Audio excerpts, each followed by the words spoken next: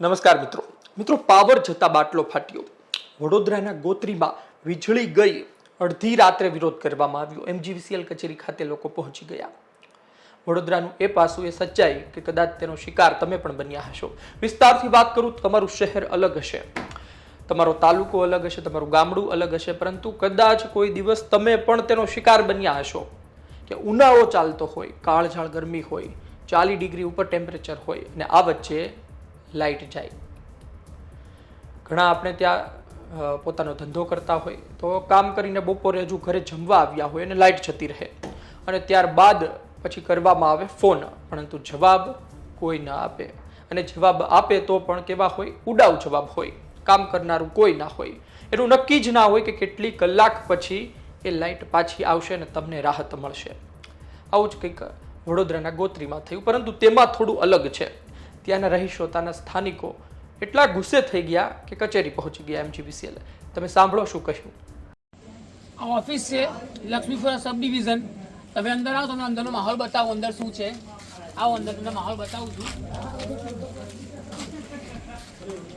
આ બધા વિસ્તારના છોકરા છો બધા ઊંઘે છે લાઇટમાં બરાબર બીજું કોઈ ગવર્મેન્ટ એમ્પ્લોય છે ને આ એકલા સિક્યુરિટી ગાર્ડ છે આ સબ ડિવિઝન બીજું કોઈ છે નહીં આ એકલા ગાર્ડ સાહેબ છે બરાબર આગળ કોઈ ગવર્મેન્ટ એમ્પ્લોય કોઈ હાજર નથી વિસ્તારના જ છે ગોત્રીના છે શિવમનગરના કોઈ ગોકુલનગરના બધા ત્યાંથી આવીને બેઠા છે આગળ ગોત્રીમાં 8 વાગ્યાની આજે લાઈટ ગઈ છે અત્યાર લગીને આવી નથી અને કોઈ એમ્પ્લોય કોઈ જવાબ આપવા તૈયાર નથી આ નંબર લગેલો છે એટલે આજે અમને અડધી રાત થઈ છે 4 વાગે સવારે એટલે અમારે ઓફિસ આવવાની ફરજ પડી છે અમારા ઘરે લાઈટ નથી એટલે અમે ઓફિસે બેઠા છે તૈયાર જ નથી એટલે અમે ઓફિસ પર જઈને આરામ કરીએ છીએ કેમ કે લાઈટ અમારા ઘરે છે ને અમે કરીએ શું એટલે અમે લોકો ઓફિસ પર બધા છોકરાઓ બેઠા તમે જોઈ લો બધા આડા પડા સૂતા જ છે બધા છોકરાઓ આગળ આ બધા અહીંયા જ છે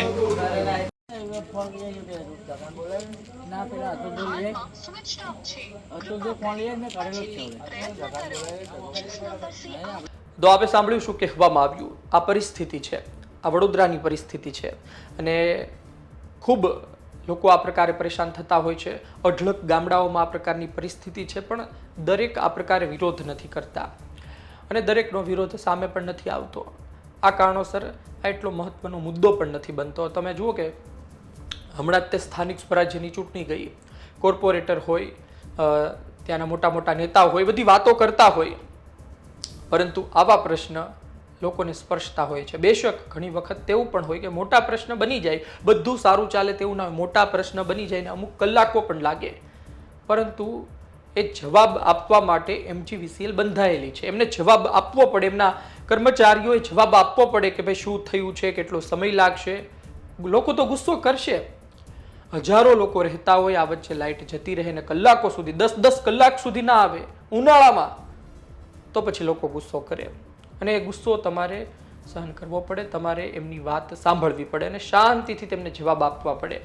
એની માટે તમે બંધાયેલા છો પરંતુ પરિસ્થિતિ આખી અલગ છે આ પ્રકારના સંજોગોમાં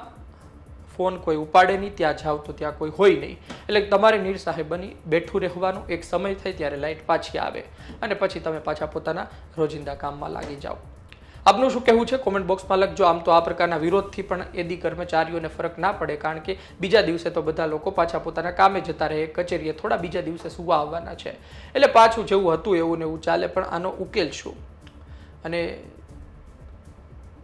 લોકો સામાન્ય રીતે એવી વાતો કરતા હોય છે કે ભાઈ પ્રાઇવેટ કંપનીઓ સારી કારણ કે એમાં આવા ધાંધ્યા ના હોય તો સરકારી કંપનીઓમાં કેમ આવા ધાંધ્યા જોવા મળી રહી છે સરકારી કામમાં કેમ આવા ધાંધ્યા જોવા મળે છે તેમાં પણ થોડું ડોક્યું કરવું જોઈએ આપનો અભિપ્રાય લખજો આપ શું વિચારો છો ધન્યવાદ